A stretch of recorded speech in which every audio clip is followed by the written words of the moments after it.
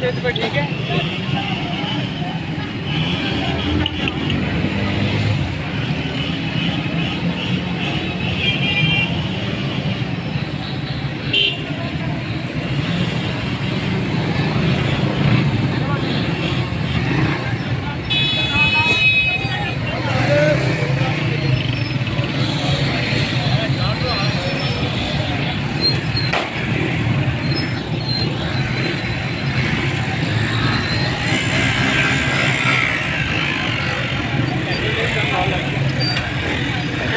Report सही था जी।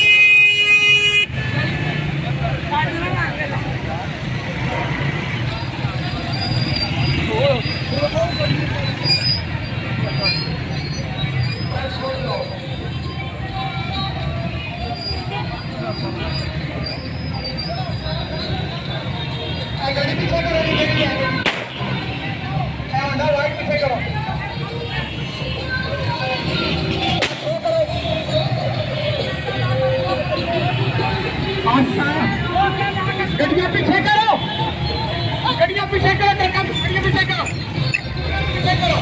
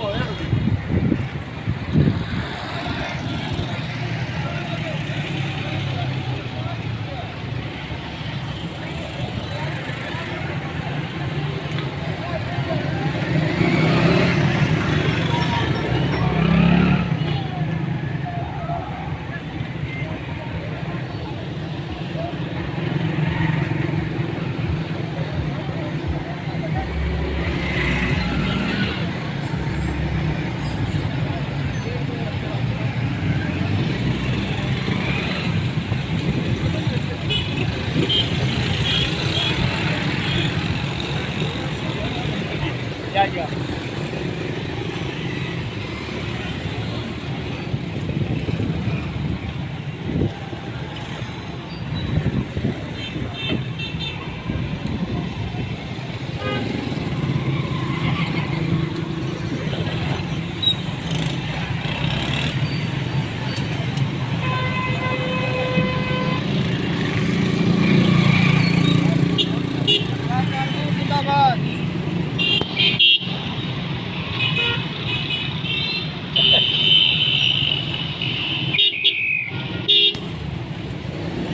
Official.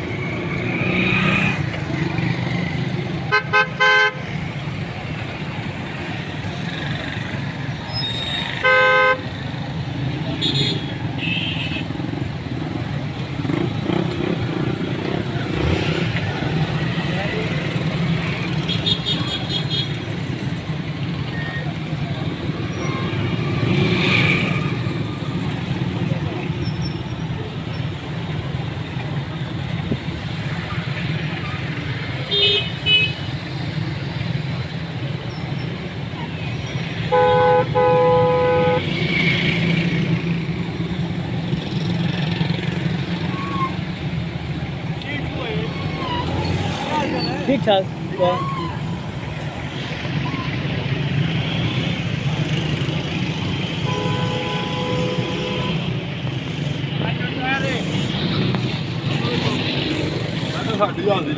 बिस्मिल्लाह क्यों नहीं चली तेरी नहीं लग रही लग रही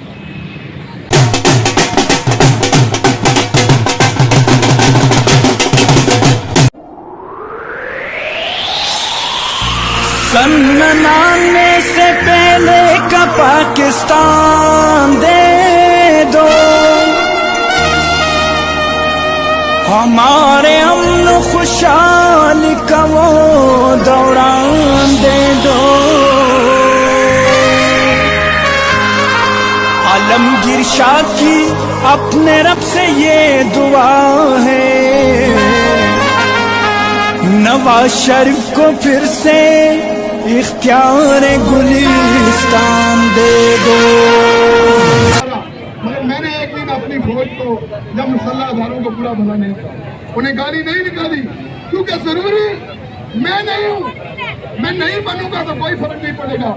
अगर फौज नहीं होगी, पुलिस नहीं होगी, बाकी सिक्योरिटी के अदारे नहीं होंगे तो हमारे मुल्क की सलामती दांव पर लग जाएगी।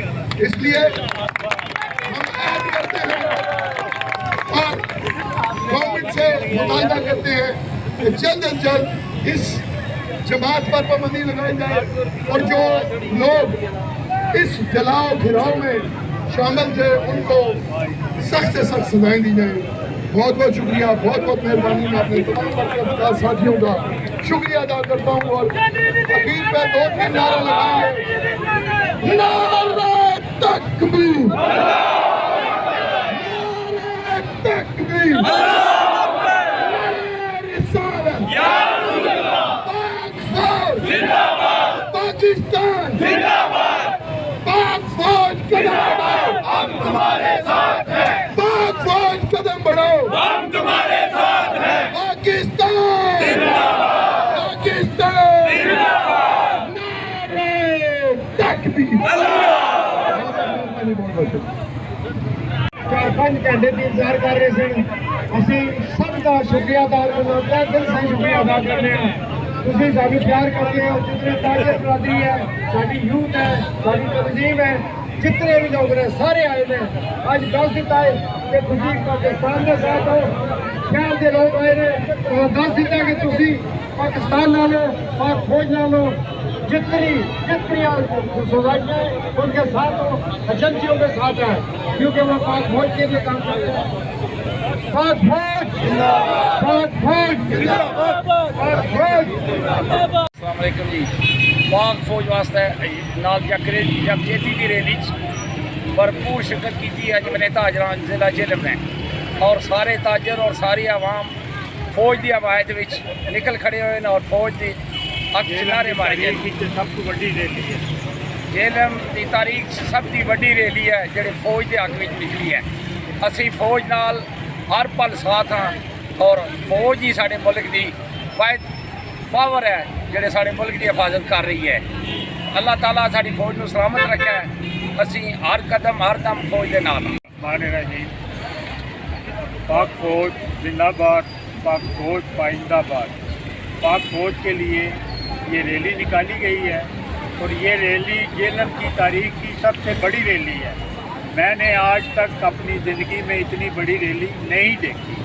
मैं ये समझता हूँ ये पाक फौज से हमारी मोहब्बत का सबूत है और हम ये चाहते हैं कि हमारा मुल्क माशी तौर पर मुस्तहकम हो और माली तौर पर मुस्तहकम हो और फ़ौजी तौर पर मुस्तहकम हो। दुश्मन हमारी तरफ आँख उठा के भी ना देख सके।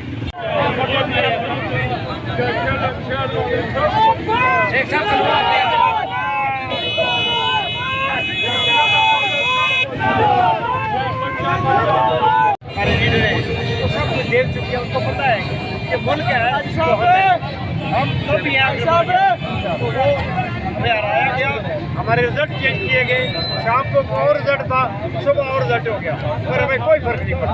हमारी ज़ात को भी फ़र्क नहीं पड़ा, मुल्क को फ़र्क नहीं पड़ना चाहिए। इंशाअल्लाह ताला अब पूरा मैदान लगेगा, अवामी मेला लगेगा, अवाम में जिसको वोट पड़ेंगे वही जीतेगा।